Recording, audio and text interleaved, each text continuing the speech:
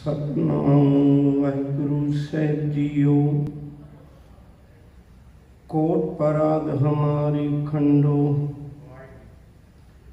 अनक विधि समझावो। हम अज्ञान अल्प मत पूरी,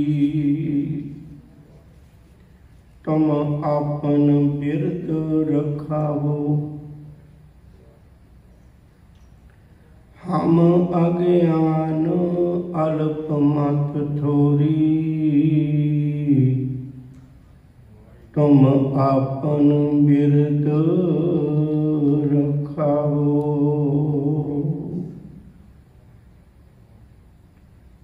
धन गुरु ग्रंथ साहिब सच्चे पातशाह जी के मुबारक चरणों में बैठ अमृत बाणी का कीर्तन भाई गुरप्रीत सिंह बदलवाल उन्होंने जथे पासों श्रवण किया है। साहब ने कृपा की, चिम चिम वर्षे अमृत धारा, मन पीवे सुन शब्द विचारा। साहब दाता मेहर करे, गावे सुने बचन साडे हिरदे च लिखे जान, साडी गुरु नाल प्रीति पक्की हो जाए। विचार की आरंभता करनी चाहना, करो कृपा, गुरु फतेह की सांझ पाइए। प्यार नाल आखो जी वाहिगुरु जी का खालसा, वाहिगुरु जी की फतेह।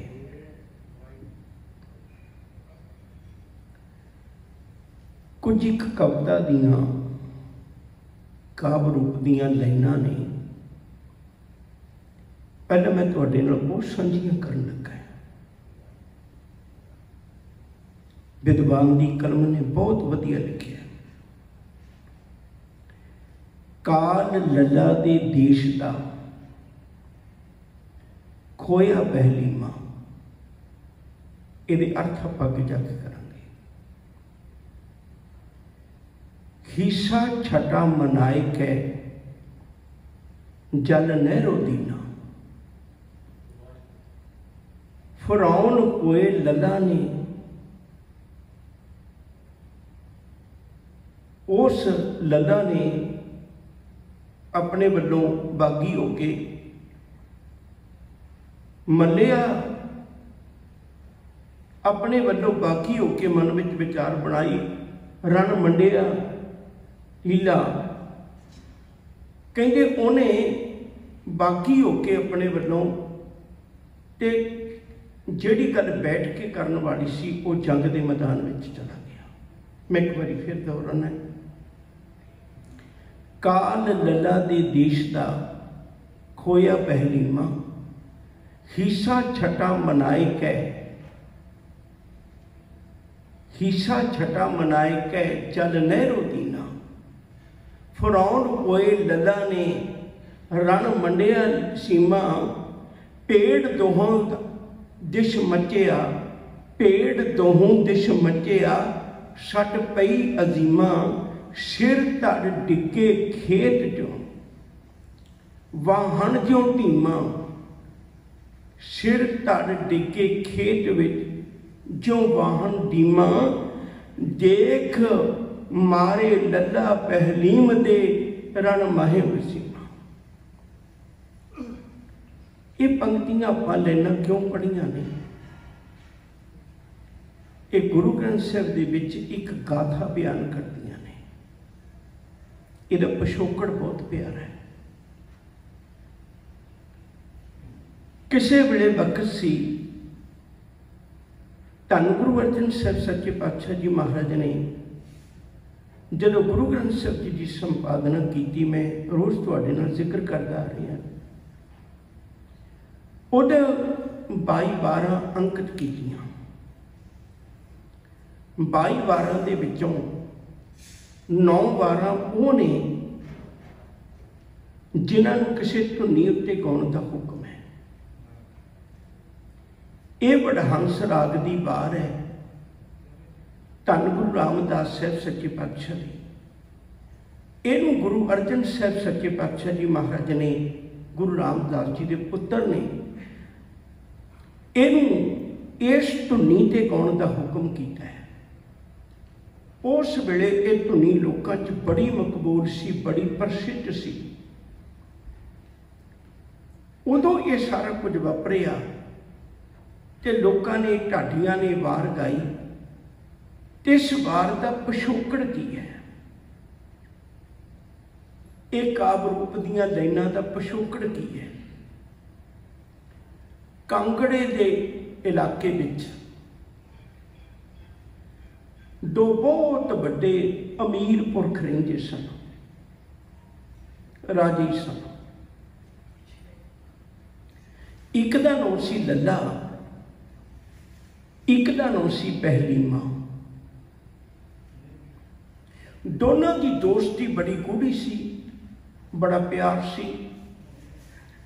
एक विद्वान पुरुष ने, सार किताबली के मालिक ने, करदा ने एक बड़ी प्यारी विचार लिखी। कहते जिथे 6 निशानियां आपस में ही मिल जान उत्थे मित्रता गूढ़ी हुंदी है। आसा इष्ट उपासना, खान पान पहरान, खट लखण जहां मिले तहां मित्रता जान। वो गूढ़ी दोस्ती हुंदी है, एक दूजे नाल औख सौख दे विच लेन देन साझा कर लेना। हुण जिहड़ा लल्ला है, इहदे देश विच उदों जिहड़े खेतियां होया करदियां सन, उम्मीद ते निर्भर होया करदियां सन। उदों लल्ला दे देश विच खेती बीजी, पर कुदरत दा पाना वरतिया, मीह ना पिया, फसल कुमला गई।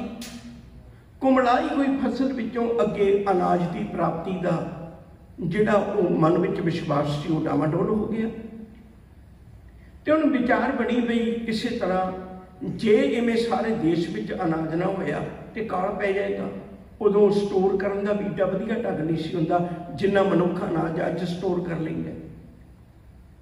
पर जिहड़ा पहलीमा है, दूजा राजा, इहदा मित्र राजा, उहदे राज विचों दी एक नहर वगदी है, उदों पहाड़ां विचों एक नदी वगदी है, यो समझ लो।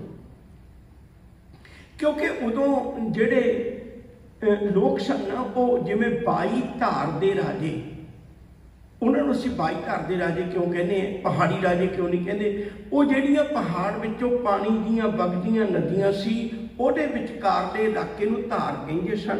एक इधर वगदी, एक इधर वगदी, ਇਹਦੇ ਵਿਚਕਾਰ एक देश का राज है। इवें इधरले पासे कह लो भी जम्मू कश्मीर वाले पासे तो, श्रीनगर तो लैके इधरले पासे जिहड़ा शिमले तो अगे श्रीनगर है, श्रीनगर दो है पहाड़ी इलाके दे विच, इत्थे तक पानी दीयां धारां वगदियां सी। वो 22 धारां सन ते उहदे विचों सब तो ज़्यादा 7 धारां जिहड़ियां उहदे उत्ते राज भीम चंद दा सी। मैं सिर्फ बेनती कर रहा, इवें वो धारां वगदियां सन। ये भी पहाड़ी इलाका है। ਇਹਦੇ ਵਿੱਚ राजे बहलीमा के राज में एक पानी की धार वगदी है, नदी वगदी है। तो लल्ला ने बेनती की भी तुसी मेरे राज में थोड़ा बहुता पानी दिओ। हुण पूरे राज की जमीन है, पानी भी थोड़ा नहीं होएगा। बहलीमा ने कहा भी देखो मैं अपनी जगह से पानी कट के देना है, तो अपनी कुछ ना कुछ गल तो हो, जो मेरे घर की गल हो वक्री है, तो लोगों की गल है, मेरे राज के लोग दुखी होंगे। उन्हें आख्या भी जिन्ना तेरा अनाज घट होएगा, मैं उदा अपनी फसल का 6वां हिस्सा छठा मनाए कै जल नहरों दीना 6वां हिस्सा तय कर लिया भी मैं तेनों अपनी फसल का 6वां हिस्सा देंगा। लल्ले ने 6वां हिस्सा तय कर लिया, मैं बहलीमा नूं देंगा, बहलीमा मैनू पानी दे दे। उन्हें दोस्ती निभाई, पानी दे दिता, फसल बहुत ज्यादा हुई। लल्ला दे राज में फसल बहुत हुई। इतनी फसल ते इतना सारा हिस्सा अनाज का उन्होंने जाता वेख के ते उन्हें दोस्ती वाली गल भुल गया। वो मनुक्कर हो गया। फरौन का अर्थ होंदा अपनी जबानों फिर जाना। भाई कान सिंह नाभा ने अर्थ किया है, लल्ला फरौन होए कै रण मंडिया धीमा। कहते उन्हें अपनी गल तो फिर के अपने वचन तो खिसक के उन्हें गलबात करने की बजाय जाके जंग के मैदान में टकरिया। कह लग्या मैं तेरे नाल इत्थे फैसला करना चाहना। एक पासों लद्दा दियां फौजां ने, दूजे पासे बहलीमा दियां फौजां ने। दोनों का एक जंग हो रहा है, दोनों का आपस में ही जंग होया। जंग बहुत गहरा च होया। भेड़ दोहूं दिश मचिया, दोनों पासे भेड़ मचिया। सट पई अजीमा बड़े बड़े बड़े बहादुरां दे नाल योद्धियां नाल जंग लड़िया गया। होया कि सिर धड़ डिगे खेत में, जो वाहन ढीमा। जंग के मैदान में एक दूजे की कटा बड़ी वढ़ वढ़ के सिर ते धड़ उत्थे इवें पए ने जिवें किसी किसान ने सुकिया होया खेत वाया हो ढीमा पईयां होण। तुसीं समझदे हो इस गल?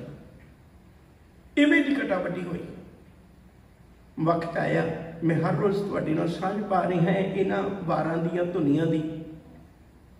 याद रखियो, हकीकत सच तो सच ही रहना ना।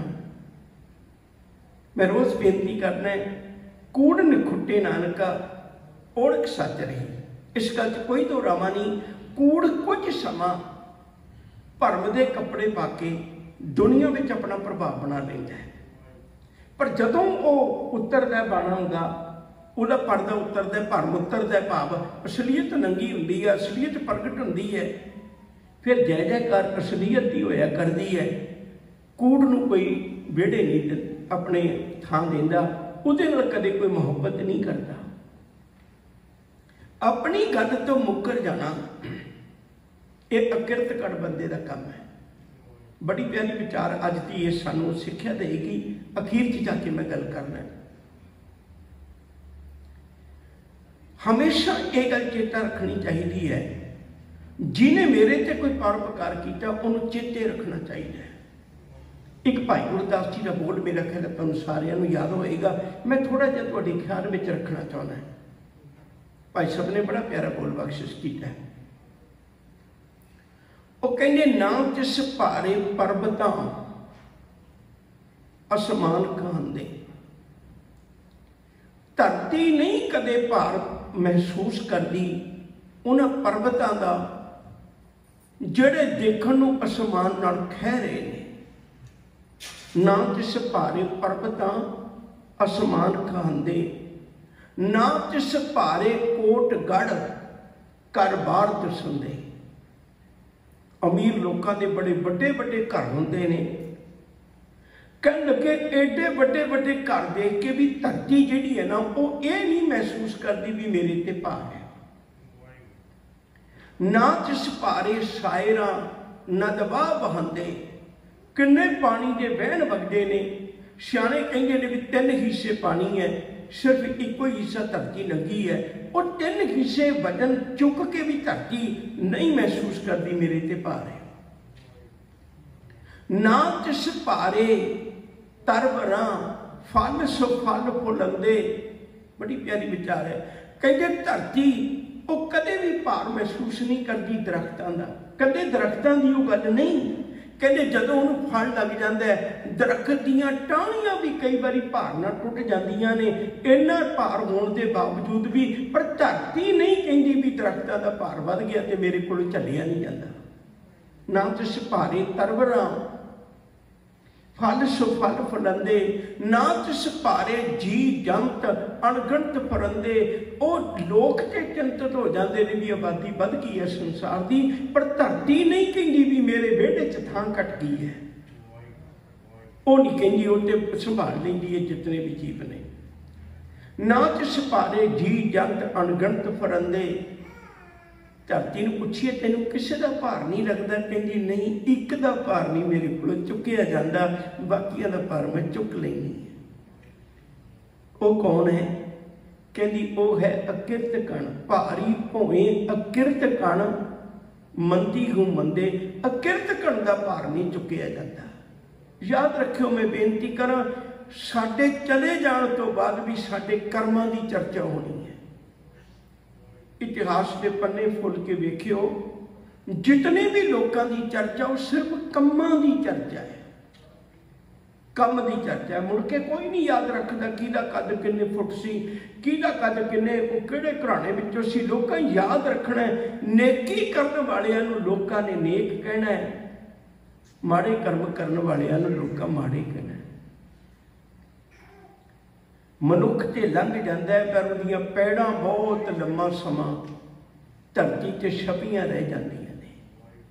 असीं ते चले जाना जिंदगी समाप्त करके, पर साडे कर्मां की चर्चा बहुत लंबा समा इस संसार विच हुंदी रहिंदी है। जिहड़े साडे तो पहला चले गए, अज असीं उन्हां दे कर्मां की चर्चा करदे हां। तो मैं बेनती करां, लल्ला ने अपनी गल नूं भुला के उन्हें जंग करना शुरू कर दिता। दोनों पासियां तो कटावड्डी हुई। आखिरकार की होया, कहंदे ओ लल्ला मारिया गया ते जिहड़ा जंग सी वो पहलीमा ने जित लिया। आखिरकार लोगों ने ये वार गाई भी भलिया तू अपनी गल कह के मुकर गया। वो किड्डा वधिया इंसान सी पहलीमा, जिन्हें वचन करके पूरा कर दिता, अपने राज विचों पानी दिता। गुरबानी विच बड़े प्यारे बोल ने, थोड़े ज्यादा ख्याल करियो। नंबर 1 ऐसा वचन आया, वचन करे ते खिसक जाए, बोले सब कच्चा। कहते जेड़ा बंदा अपनी जुबान की पालना ना कर सकिया, वचन करिया ते खिसक गया, उन्होंने लोग कच्चा कहते हैं। फिर एक बारी वचन आया, कुरबानी च ऐसा वचन एक बारी फिर आया, दिलों मोहब्बत जिन सही सचिया, जिन मन होर मुख होर से कांडे कच्चिया। धर्मी मनुख की की निशानी होंदी है? धर्मी मनुख की यह निशानी होंदी है, जो ते दिल विच है वही उसकी जुबान ते है, वो कदे वखरेवा नहीं पाता। मन साचा मुख साचा सोए, अवर न पेखै एक सबिन कोए। नानक ए लक्षण ब्रह्म ज्ञानी होए। असी सारी जिंदगी आ बस इन्ना कु हिस्सा जिंदगी का सारी जिंदगी दबाते रहने हैं, जो मेरे दिल में है किसी जुबान से ना आ जाए, जो मेरी जुबान से है वो दिल में नहीं लेना चाहते। सारी जिंदगी आप यो ही करने, जो दिल में है वो जुबान से नहीं होना चाहते। लल्ला पहलीमा की धुन दे के, उनकी धुनी का जिक्र करके गुरु जी ने सानू होर भी उपदेश बख्शिश किए ने। मना वेखी किते मैं एक बेनती होर करदी हां, पिछलियां जिन्नियां भी आपां धुनियां दा विचार कीता है, याद रखियो जी उहदियां 5-5 पंक्तियां सन, ते जिहड़ी वार ते गाउण दा हुक्म कीता उस वार दीयां पौड़ियां भी 5-5 ने। जिवें आसा की वार है उहदा जिक्र कीता, टुंडे असराजे की धुनी, उहदियां पौड़ियां भी 5 पंक्तियां 5 ने, ते जिहड़ी उस वेले वार गाई ढाडियां ने असराजे दी, उहदियां भी लाइनां 5 ने, पर जिहड़ियां मैं अज सांझियां कीतियां ने 6 लाइनां ने। तुसीं हैरान होवोगे, इस वार दी पौड़ी दियां भी 6 ही लाइनां ने। ये वार धन गुरु रामदास साहब सच्चे पातशाह दी है, उहदे उत्ते गाउण दा हुक्म है। लोग अपनी जबानों फिर के, संसार अपनी जबानों फिर के अपने जीवन की किवें अंत कर लेंदे ने, विनाश कर लेंदे ने। वो भी एक मौत है, जिहड़ा लोकां दी नज़रां चों मर जाना। केवल शरीर का मरना ही नहीं हुंदा, वो भी एक मौत है, सोशल डैथ उहनूं कहने। वो भी एक मौत है जिहड़ियां लोकां दी नज़रां चों मर गया। मेरे कर्म ऐसे सन, शरीर करके भी मर गया ते लोकां दी नज़रां च भी मर गया। सतगुरु ने बड़ी प्यारी बात समझाई है। मना एक गल चेता रखी, सूरवीर बचन के बली, वो भी सूरवीर ने, वो भी योधे ने, वो भी बहादुर ने। असी सिर्फ उन्होंने बहादुर कहने हैं जेड़े जंग के मैदानों में हथियार पा के जूझते हैं। गुरु जी कहते नहीं भलिया वो भी सूरमे ने, वो भी बहादुर ने, ਜਿਹੜੇ ਆਪਣੀ ਜ਼ੁਬਾਨ ਤੇ ਜਿਹੜੇ ਆਪਣੀ ਗੱਲਾਂ ਦੇ ਉੱਤੇ ਜਿਹੜੇ ਦਿੱਤੇ ਕੋਈ ਵਚਨਾਂ ਦੀ ਪਾਲਣਾ ਕਰ ਦਿੰਦੇ, ਕਦੇ ਉਹਨਾਂ ਤੋਂ ਖਿਸਕਦੇ ਨਹੀਂ। ਖਿਸਕੇ ਹੋਏ ਬੰਦੇ ਦਾ ਦੁਨੀਆ ਵਿੱਚ ਕੋਈ ਇਤਬਾਰ ਨਹੀਂ ਹੁੰਦਾ। ਮੈਂ ਇੱਕ ਛੋਟੀ ਜਿਹੀ ਗਾਥਾ ਕਹਿਣ ਲੱਗਾ। ਤੁਹਾਨੂੰ ਕਦੇ ਵਕਤ ਮਿਲਿਆ ਮਹਾਨ ਕੋਸ਼ ਵਿੱਚ ਫਰਦੋਸ਼ ਪਾ ਕੇ ਦੇਖਿਓ।